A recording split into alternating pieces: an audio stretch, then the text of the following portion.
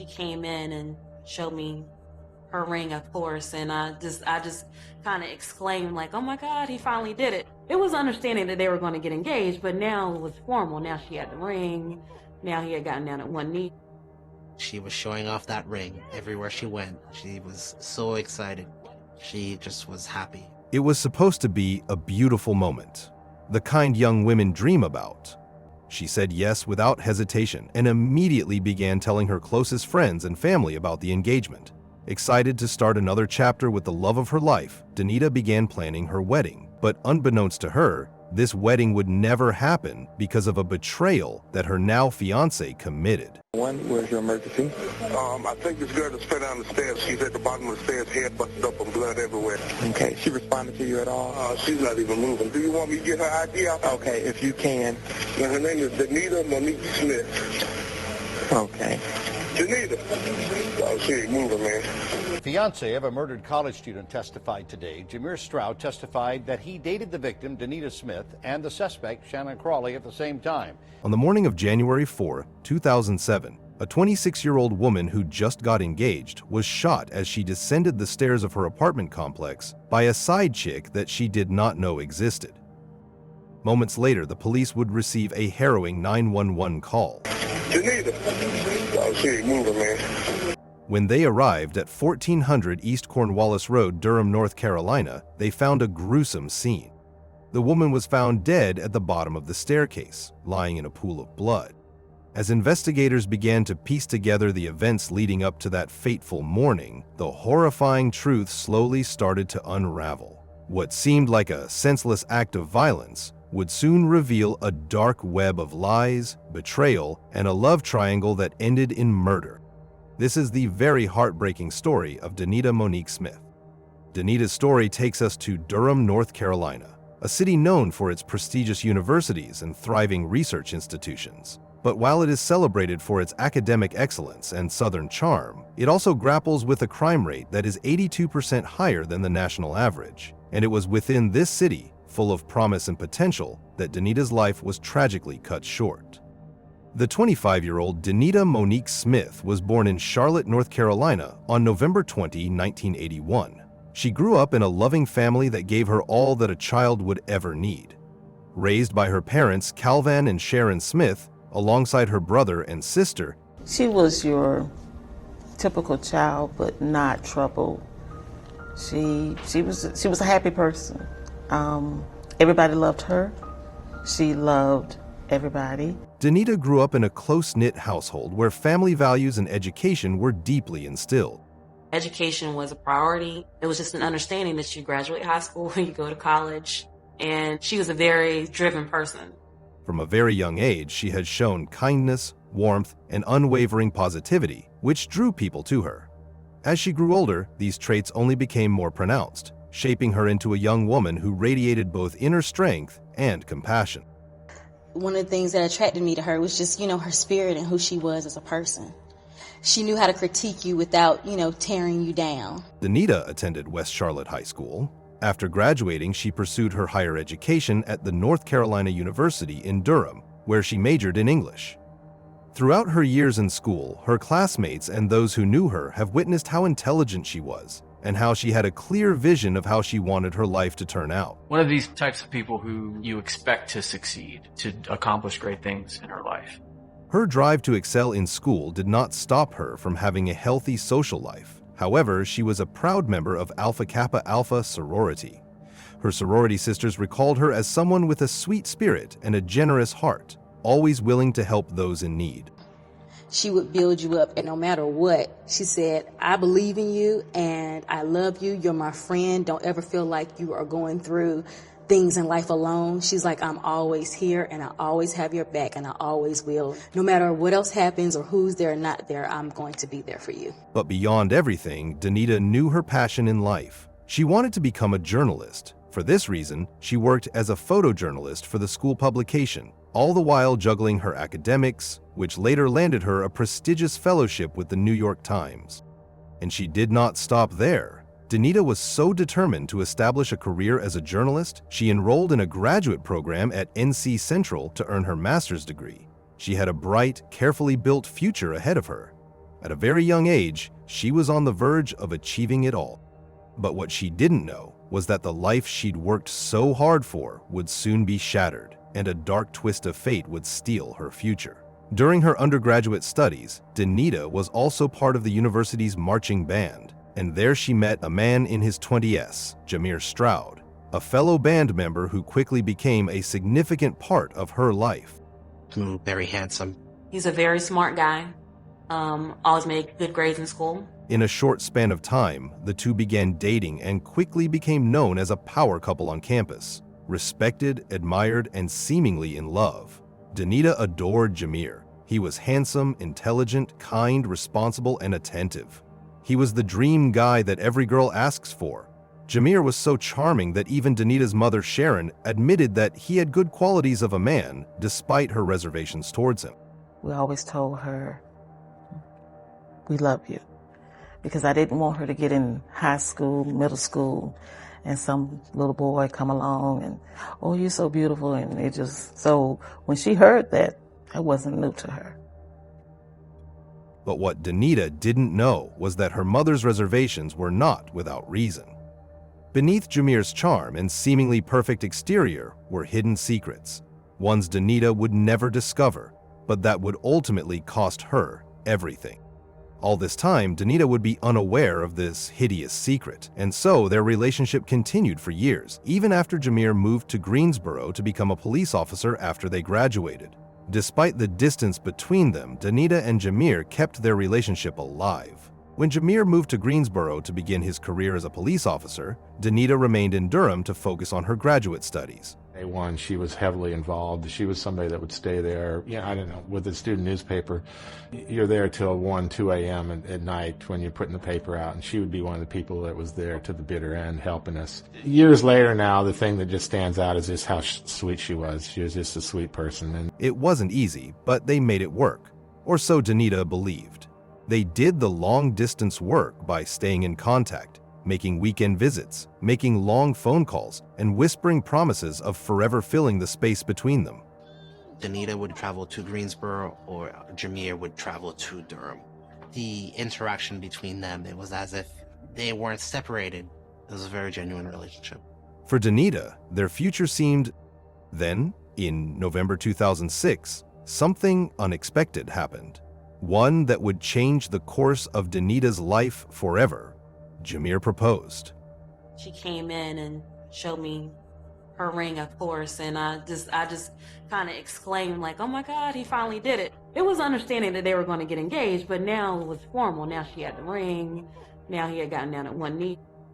She was showing off that ring everywhere she went. She was so excited. She just was happy. It was supposed to be a beautiful moment, the kind young women dream about, a symbol of commitment, a promise of a future together. Denita was thrilled. She said yes without hesitation and immediately began telling her closest friends and family about the engagement. Excited to start another chapter with the love of her life, Denita began planning her wedding. It was December of 2006 when she went to Greensboro for the Christmas break, and to plan everything. Between selecting venues, discussing guest lists, and dreaming about the future, she was also juggling the pressure of preparing for her final semester of graduate school. She was so excited and busy planning her wedding, but unbeknownst to her, this wedding would never happen because of a betrayal that her now fiancé committed. Denita and Jameer spent the new year together, and when the holidays were over, she packed her bags and went back to Durham to resume her classes.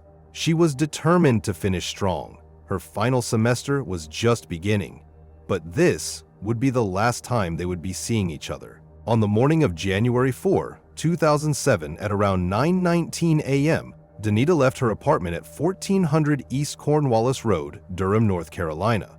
She had a busy day ahead of her classes to prepare for, errands to run, and wedding details still floating around in her head.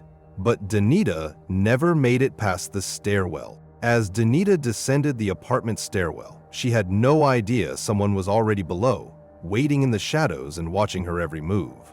It was an armed woman who had one sinister goal in her mind: ending Denita's life. The moment Denita had stepped into their field of view, the woman in the shadows moved with a gun in her hand with chilling precision, and with no warning, she aimed the weapon at Denita's head and pulled the trigger. In a snap, just a single deafening gunshot killed Denita. She collapsed instantly. She fell down the stairs while her blood splattered everywhere, and her life stolen in a flash of selfishness and rage. While the woman who just took her life wasted no time scrambling away from the crime scene, it wasn't long until someone who had been close to the crime scene made the harrowing 911 call that would send shockwaves throughout the quiet neighborhood. Where's your emergency? I think this girl just fell down the stairs. She's at the bottom of the stairs, head busted up and blood everywhere. Okay, she responded to you at all? She's not even moving. Do you want me to get her ID out? Okay, if you can. Her name is Denita Smith. Okay. Denita. Oh, she ain't moving, man. After receiving the call, the police immediately rushed to the scene, and what they arrived at was a gruesome scene. We found Denita at the bottom of the steps, and we were basically, there was a pretty large police presence at the time.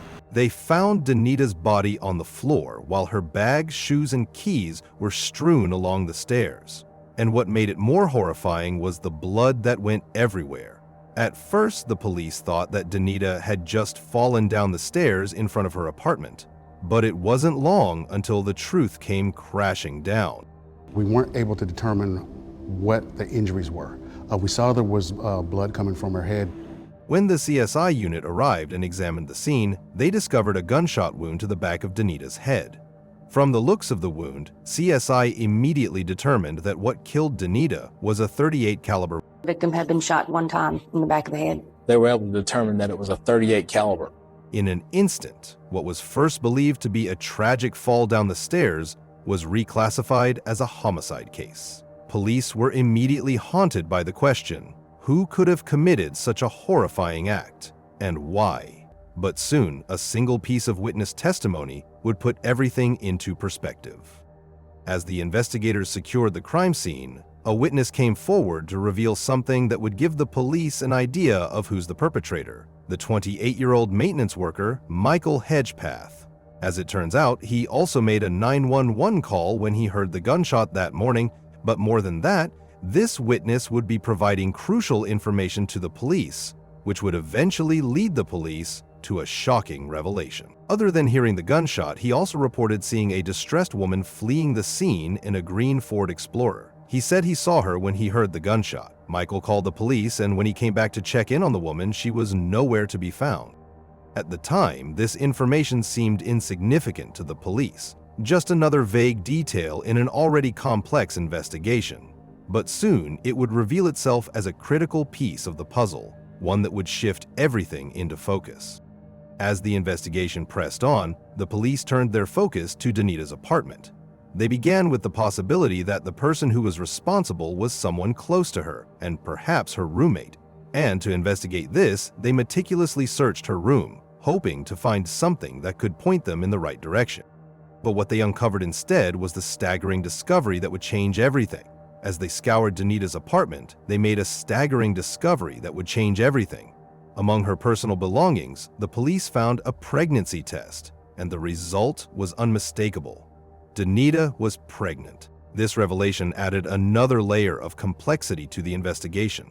In cases like this, intimate partners are often key suspects. The question now was, who was the father? And could this pregnancy be the motive for her tragic end? It wasn't long until they identified Jameer Stroud as Denita's fiancé. As soon as Jameer heard of Denita's death, his immediate reaction was devastation. How'd Jameer look? Like a blank expression. He was calm, and he was like, it's gonna be okay. He's like, calm down. I was like, my heart is breaking right now. I'm like, and it's breaking for you too, because I'm like, this is your future wife. I'm like, who saw this coming? The woman he dreamed of having a family with was taken from him. And the worst of all, he did not have much time to grieve, as he became a suspect in her murder. They were a young couple in love, and they both kind of had their lives ahead of them.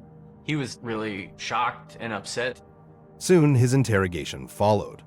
What the police would uncover would lead them to the truth that would be far darker than anyone could have anticipated, revealing Jameer's secret that would shatter everything. As they asked Jameer about his whereabouts on the day of Denita's murder, Nothing seemed out of the ordinary. Jameer complied with all the authorities' requests to prove his innocence, because even he is oblivious to who could have ended her beloved's life. Eventually, the interrogation shifted its focus on what Jameer could tell the police that would lead them to the identification of a suspect. When Jameer was asked if he knew about the mystery woman who was spotted leaving the scene, as soon as he heard about a woman driving a green Ford Explorer, Jameer immediately reacted. It was right then and there when it clicked to Jameer. It was at this point that the mysterious woman was named Shannon Crowley. Shannon Crowley was a single mother of 2 kids from a previous relationship. She worked in law enforcement in dispatch, Greensboro 911. In short, she was Jameer's co-worker. But their relationship extends far from just being 2 people working together. It was then that it was revealed that Jameer was not able to handle the long-distance relationship he and Denita had for years. With Denita being too caught up with her studies and her ambitions, Jameer sought the intimate relationship that he was missing, and he found this in the company of Shannon. The nature of Jameer's relationship with Shannon, however, was only sexual in nature, at least for Jameer. There's nothing in the world that could make him let go of Denita for Shannon. But to Shannon, things were far more serious. She fell in love with him and wanted him to herself, and so started their infidelity. Unbeknownst to Jameer, he was getting himself and the innocent Denita into a deadly affair. Eventually, after a few months, Jameer realized that he had to stop his relationship with Shannon as it was unfair to his unknowing girlfriend. But by the time he had decided this, it was already too late. Shannon was already too deep into their relationship. And so, when he broke off his relationship with her, she started stalking him, following him around everywhere he goes. Shannon had become so obsessed with Jameer, and things would only start to get worse. On Christmas Eve of 2006, Jameer went to a church with Denita. To his fear, he saw Shannon in the church, eyeing him and his beloved. To Jameer's view, it was clear that Shannon was not happy, and she was especially upset with the other woman that was with Jameer, Denita. At the time, all Jameer could think about was to get out of that place. Other than that, he thought nothing of it. But unbeknownst to him, this would be a breaking point to a devastating tragedy. Now, let us backtrack to Jameer's interrogation. When the police heard about the affair Jameer had with Shannon, they immediately identified a motive for her to end Denita's life. Added to the fact that she was spotted on the crime scene on the day of Denita's murder, Shannon immediately became the primary suspect. And so without delay, the investigators drove from Durham all the way to Greensboro to question Shannon Crowley, all with the hopes of finally closing this case and serving justice for Denita. But the Shannon they found was nothing like what they had expected. When the police knocked on their door, she did not seem like the jealous and manipulative side chick who would kill someone. She presented a professional, middle-class woman who was well-dressed, prim, and proper. She looked more like a corporate assistant than someone connected to a brutal murder. There was no visible trace of panic or guilt. But beneath that polished exterior, investigators would soon uncover a chilling truth. One far more sinister than her appearance could ever suggest. During Shannon's interrogation, she remained composed and polite. She said that she had never owned a gun and that she was at the doctor's appointment with her daughter on the day of Denita's murder. She admitted, however, to knowing Denita and confessed to having an affair with Jameer in the past, but insisted that it was over and that she had moved on. According to her, there was no bad blood, no jealousy, and certainly no reason for her to want Denita dead. Moreover, Shannon willingly allowed the police to search her car, and to their surprise, they found nothing. No weapon, no blood, no physical evidence tying her to the crime. On the surface, it looked like she was telling the truth. But despite the lack of evidence, investigators couldn't shake the feeling that something wasn't right. There was a disconnect between her calm composure and the brutal nature of the crime, and deep down, they knew that they were missing something. And so the investigators looked more closely at her alibis and the only evidence they had of her, the car, which seemed to be clear of any indication that she was involved in the case. And that's when the case took a sharp turn. One of Shannon's co-workers testified of selling Shannon a 38mm caliber handgun which matched the murder weapon that was used to kill Denita. Soon after, CSI's forensic analysis done on Shannon's car revealed that gunpowder residue was found inside her car, indicating that someone had fired a gun before entering the SUV. But the shocking pieces of evidence didn't end there. When police reviewed Shannon's phone records, they found that she was in fact in Durham on the morning of January 4, 2006. This is contrary to her claim that she was at a doctor's appointment with her daughter. With the piling evidence against her, Shannon Crawley's web of lies quickly began to unravel. The physical evidence, the phone records, and the testimony from her co-worker painted a damning picture, one that left little room for doubt.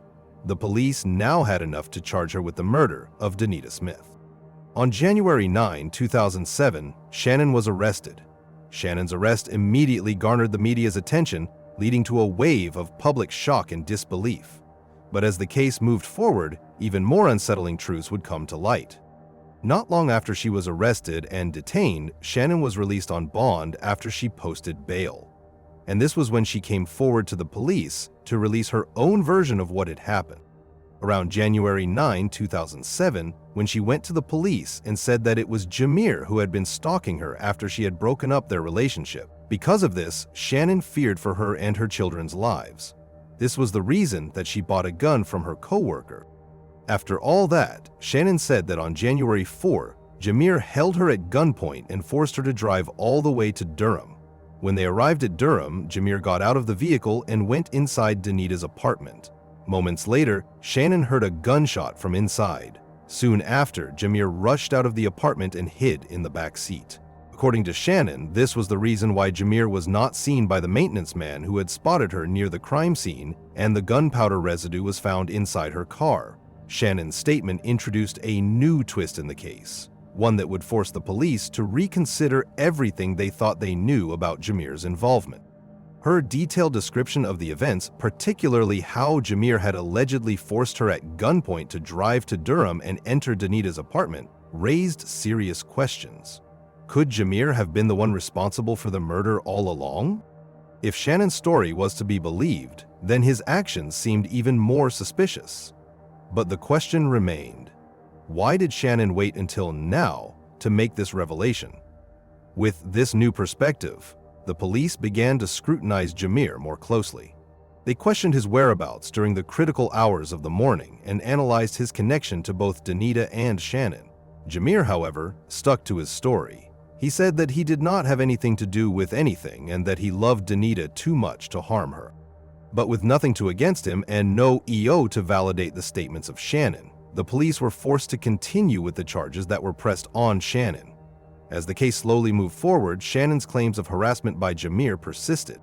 She alleged that he had been stalking her since her release on bail, and this prompted her to file a petition with the court requesting to move in with her parents for her safety while awaiting trial. The long wait for a resolution was agonizing for everyone involved. But on June 20, 2008, everything changed. The police received a call from a hospital in Charlotte informing them that Shannon was in a hospital bed, claiming she had been raped by Jameer. This new development sent shockwaves through the investigation, raising even more questions about the already complicated case. But after a rape kit was administered to her, it came back negative, which prompted the police to start questioning whether or not she was trying to frame Jameer for the murder that she had committed. As doubts grew about her truthfulness, the focus of the investigation shifted once again. Finally, after years of delays and setbacks, the trial was set to begin. On February 8, 2010, Shannon Crawley's case finally reached the courtroom. During the trial, Shannon's defense team tried to paint her as a victim of Jameer's harassment, hoping to sway the jury's perception, and in a last-ditch attempt to shift the focus, Shannon presented a shocking piece of evidence that would change everything. Shannon's legal team presented a tape recording of a phone call between her and Jameer. In the tape, she was trying to get Jameer to confess to the crime. In the recording, Shannon could be heard asking Jameer pointed questions, trying to get him to admit to the murder of Denita. You need to tell the truth. I own it, and I'm supposed to because I didn't do it. Her voice was calm, but insistent as she probed him, pushing him to confess. The recording would have been a crucial piece of evidence that could incriminate Jamir, but a key detail of the recording would instead lead to Shannon's conviction. As the jury listened closely to the recording, the man speaking on the other end of the line had a high-pitched voice, which is different to Jamir's voice. This led for the jury to realize that the tape was doctored by Shannon to shift the blame to Jamir. And with this, the trial drew to a close. The evidence against Shannon had piled up: the phone records, the gunpowder residue in her car, the testimony of her co-worker, and now the doctored tape recording. Shannon had attempted to frame Jamir for a crime she herself was likely responsible for. On February 22, 2010, Shannon was sentenced to life in prison, where she would face the consequences of her actions. The case that had captured the public's attention came to a close, but for Denita's family and loved ones, the pain of her loss would never be erased, though they could now find some measure of justice in the final verdict. Denita's family is left heartbroken by her untimely death, struggling with the loss of a beloved mother, sister, and daughter. Her absence has created a void that no one can fill. She was laid to rest at Charlotte Memorial Gardens in Charlotte, North Carolina, a place now marked by a simple stone that reminds her loved ones of the joy she brought into their lives. The case of Denita Monique Smith serves as a chilling reminder of the dangers of unaddressed jealousy, manipulation, and obsession. The fault in Denita's tragic death does not fall solely on Shannon, but also on Jamir, whose selfish actions fanned the flames of jealousy, deceit, and manipulation. By involving himself with two women, he set in motion a chain of events that could never be undone. In the end, it's a stark reminder: when trust is broken, the consequences can be fatal, and the blame lies with all who choose to play with the fire of deception. Let us know what you think about this case in the comments below.